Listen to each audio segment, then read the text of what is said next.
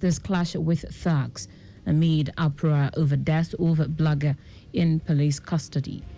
In sports, British tennis number one Emma Raducanu, Wimbledon champion Carlos Alcaraz among parents for US mixed doubles event. Now the details. I am Taiwo Baruwa. The Lagos State government has announced the immediate suspension of planning approvals along the Lagos-Calabar Coastal Road. Commissioner for Physical Planning and Urban Development Oluyinka Olumide, who announced this in Alausa, said the suspension of planning approvals along the Lagos-Calabar Coastal Road was necessary to address the impact of the projects in the state's physical development plans in the area. According to him, the project had significantly impacted the just concluded Odiomi Action Area Plan, as well as the ongoing Ibeju-Lekki Model City Plan and the Lekki Comprehensive Master Plan that are at various stages of preparation. Olumide noted that the Lagos State Physical Planning Permit Authority, LASPA, has been mandated to carry out this suspension order until it is directed otherwise. He emphasized that the Lagos State government remained steadfast in its commitment to an organized, livable, inclusive, and sustainable built environment, assuring that the state is well positioned to reap the many benefits of the Interstate Coastal Highway. The Lagos State Office of Transformation, Creativity and Innovation, OTCI, says it is committed to enhancing the efficiency of the civil service through innovative strategies and collaborative initiatives. According to the head of Creativity and Innovation, OTCI, Omolulumuyiwa, the agency has integrated the NDA's Assisted Creative Solution Initiative, MACI, into the Workforce Planning and Recruiting Unit over 18 parastatals. Muyiwa said the strategic initiative is aimed at enhancing the efficiency of the admin and human resources component within the state civil service. He noted that the integration of MACI highlights this dedication, establishing a solid groundwork for future improvement in workforce planning and recruitment. Lagos State's government has emphasized that empowering young women is not just a gender-focused agenda, but a strategic imperative for sustainable development and lasting community transformation. The Permanent Secretary, Ministry of Women Affairs and Poverty Alleviation, WAPA, Rihanna Tony-Banjo, stated this at the Ruby Summit, hosted by the NECA Network of Entrepreneurial Women. Speaking on the theme, the role of young women entrepreneurs in community development, Onigbanjo commended NECA Network of Entrepreneurial Women for its constant effort in empowering female entrepreneurs since its inception in 2005. She lauded the establishment of the Ruby Arm in 2021, which focuses on amplifying the voices and visibility of young women in business. Onigbanjo noted that the summit's theme strongly aligns with the core mandate of WAPA under the leadership of Governor Babajide Sanwo-Olu, citing the ministry's unwavering commitment to empowering women through vocational training, business clinics, economic empowerment initiatives, and strategic public-private partnerships.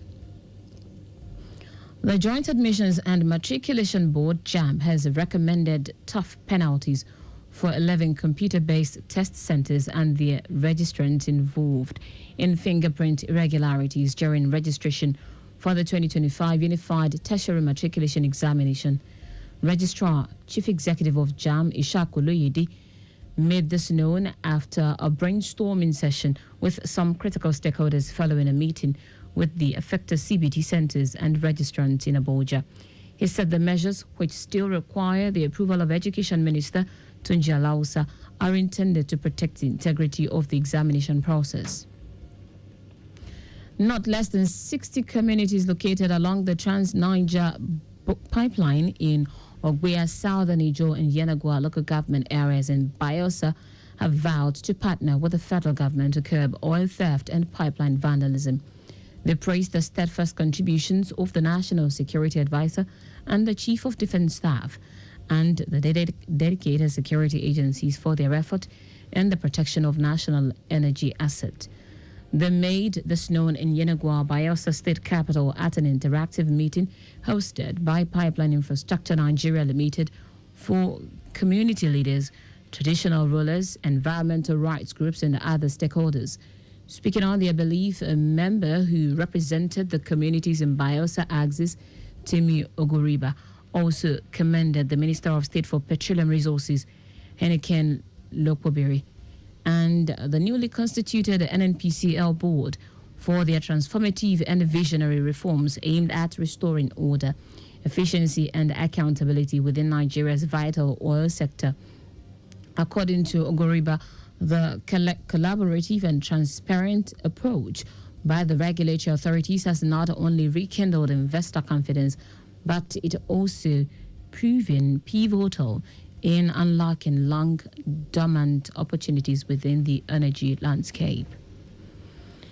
Now to the rest of the stories. The Infrastructure Concession Regulatory Commission, ICRC, has restated the federal government resolved to close Nigeria's infrastructure gap aimed at over $2.3 trillion through strategic public-private partnerships, PPPs. Speaking at the ongoing 2025 Nigeria PPP Summit, ICRC Director General Japson Ewalefo described the event as a platform for national transformation. Ewalefo applauded President Bola Tinubu for repositioning infrastructure as a key driver of inclusive growth and for promoting PPPs as a governance model rooted in innovation, efficiency, and accountability. Highlighting projects like the Highway Development and Management Initiative, the Egene Medical Infrastructure Scheme, and the Dasin Hausa Dam, he said Nigeria is laying the groundwork for sustainable development, private sector-led development. Ewalefo assured investors of Nigeria's openness to business, adding that ICRC is committed to ensuring that all PPP projects are legally compliant, economically viable, and socially impactful. The Federal Competition and Consumer Protection Commission, FCCPC, has begun a nationwide market sensitization campaign aimed at curbing unfair trade practices, promoting transparent business conduct, and safeguarding the rights of consumers across Nigeria.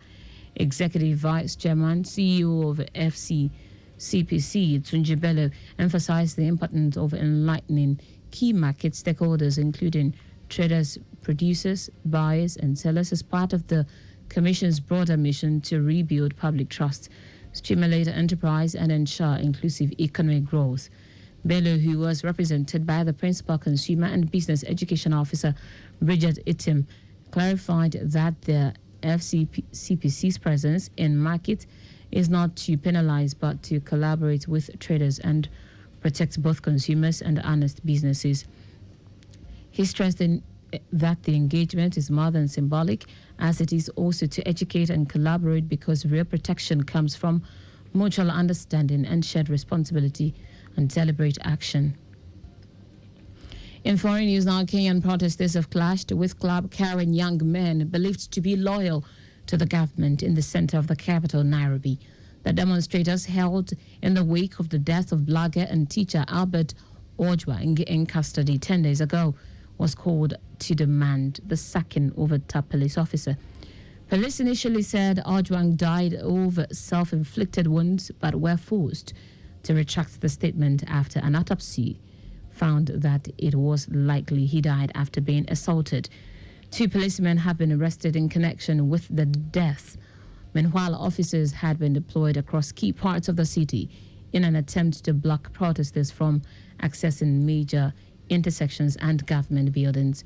Even as Deputy Police Chief Eliud Lagat has stepped aside as an investigation into Ojwang's death is underway, activists want him removed from office, as it was his complaint against the blogger that led to the young man's arrest, having accused the blogger of defaming him on social media.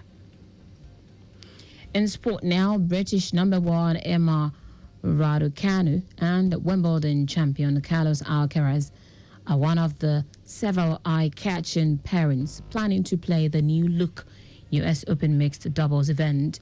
Fellow Briton Jack Draper is set to feature alongside Chinese world number 4 Zhang Qiwen, with a host of big names including Novak Djokovic, Jannik Sinner, and Naomi Osaka also on the entry list. The US Open Mixed Doubles will be held as a standalone event on 19th to 20th of August before the hard court Grand Slam begins on the 24th of August. Bringing the mixed doubles forward is a bold and revolutionary move by the United States Tennis Association, which said it hoped would attract more high-profile singles players. And that's it on the news at 6. But just before we go, maintain adequate distance from the vehicle ahead of you to avoid collision. You can follow us and like all our various social media platforms: X at Traffic Radio 961, Facebook Lagos Traffic Radio 96.1 FM, Instagram Lagos Traffic Radio 961. Subscribe and watch our news and programs live on YouTube at Traffic Radio 961. Visit our website on www.trafficradio961.ng. You can also listen to Lagos Traffic Radio 96.1 FM live on my Lagos app for timely updates. Did you know that the Sanwo-Olu administration initiated the Lagos State Employability Support Project to address the labor skill gap and unemployment problems? You can get more details on the Lagos State Government website. To end the news, here are the highlights of the major stories.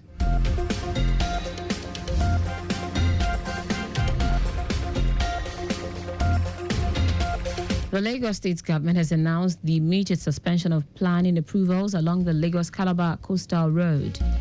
The Infrastructure Concession Regulatory Commission, ICRC, has restated the federal government resolve to close Nigeria's infrastructure gap, estimated at over $2.3 trillion through strategic public-private partnerships, PPPs.